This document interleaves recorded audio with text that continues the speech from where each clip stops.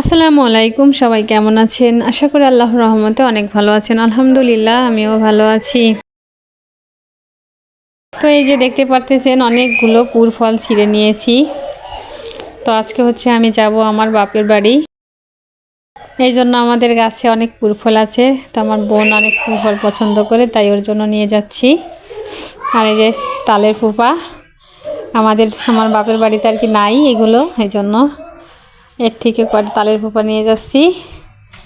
তারপরে যে এখন কাপড় চোপড়গুলো গুছিয়ে নিচ্ছি।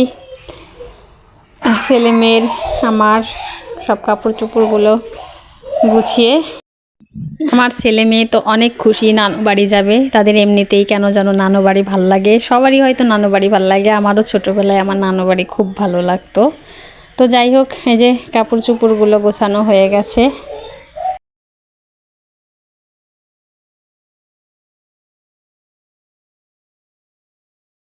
কাপড় চোপড়গুলো প্রায় গোছানো হয়ে গেছে। এখন আর রেডি হলাম, ব্যাগটা গোছগাছ করে ছেলে মেয়েকে গোছগাছ করে নিয়েছি। তো এই যে এখন আমরা অটোতে বসে আছি। তো আমার ছেলে পিছন সাইড থেকে ভিডিও করতেছে। তো আমার বাপের বাড়ি আমার শ্বশুর বাড়ি থেকে অনেক দূর, অনেক টাইম লাগে যাইতে। অটোতে প্রায় 1.5 ঘন্টা সময় লাগে একটানা চললেও। তো রাস্তার দৃশ্যগুলো চারপাশে দেখতে দেখতে যাচ্ছিলাম। এই যে একটা বাজারে চলে আসলাম। এই যে একটা ব্রিজ, এই ব্রিজটা এখন পার হয়ে নিচ্ছি। ব্রিজটা দেখতে কিন্তু খুব সুন্দর লাগতেছে,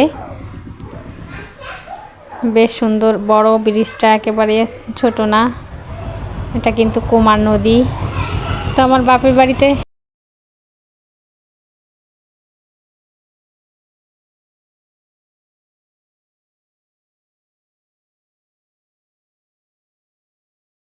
আমার বাবার বাড়ি যাইতে 2টা ব্রিজ পার হইতে হয়।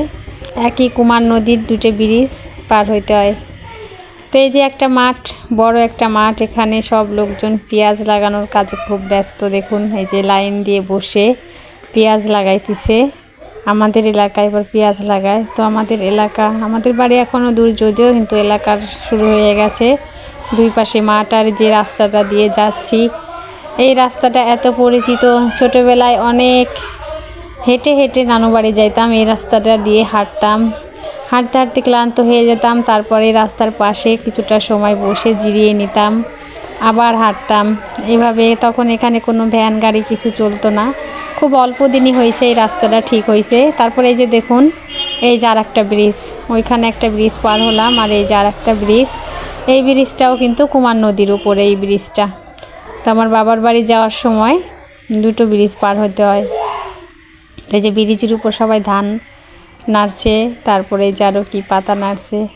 তারপরে যে আমাদের গ্রামে ঢুকে গেলাম। আমাদের গ্রামের মধ্যে দিয়ে রাস্তার 2 সাইড দিয়ে এখানেও পেঁয়াজ লাগানোর কাজ চলতেছে। যে পেঁয়াজের হালি বলে এটাকে, সবুজ দেখা যাচ্ছে যেটা।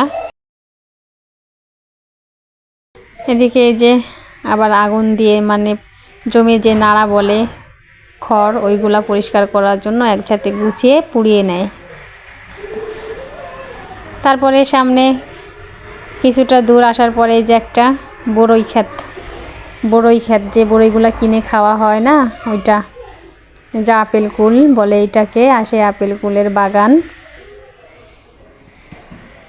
এই যে মাঠটা প্রায় পাড়ি দেওয়া শেষ, চলে আসছিলাম এখন আবার বাড়ি এলাকায়।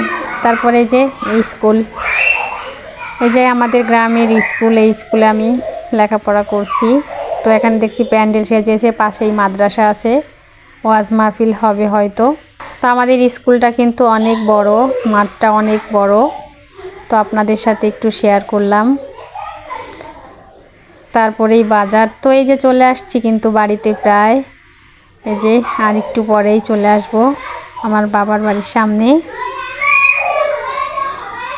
তা আমি অটোওয়ালাকে বলতেছিলাম যে সামনে পাতাবাহারওয়ালা যে বাড়িটা আছে, এই যে এই বাড়িটাই আমাদের। পাতাবাহার গাছ এইভাবে লাগাইছে আমার আম্মু, সুন্দর করে আবার কেটে রাখছে। তো এই যে চলে আসলাম আমরা। তো এখন নামবো। তো আমার ছেলে মেয়ে খুব ক্লান্ত হয়ে গেছে, অনেকটা রাস্তা, তো ওরা আস্তে আস্তে খুব টায়ার্ড হয়ে যায়, বলে কি আম্মু আর কত দূর, প্রতিবারই জিজ্ঞেস করে আর কত দূর, জানে কত দূর, তারপরেও ছোট মানুষ। তো আমার ভাগ্নে আমার অটো থেকে আমার ব্যাগ ট্যাগ সব নামিয়ে নিচ্ছিল। তো এই পর্যন্ত আজকের ভিডিও। সবাই ভালো থাকবেন, সুস্থ থাকবেন, আল্লাহ হাফিজ, আসসালামু আলাইকুম।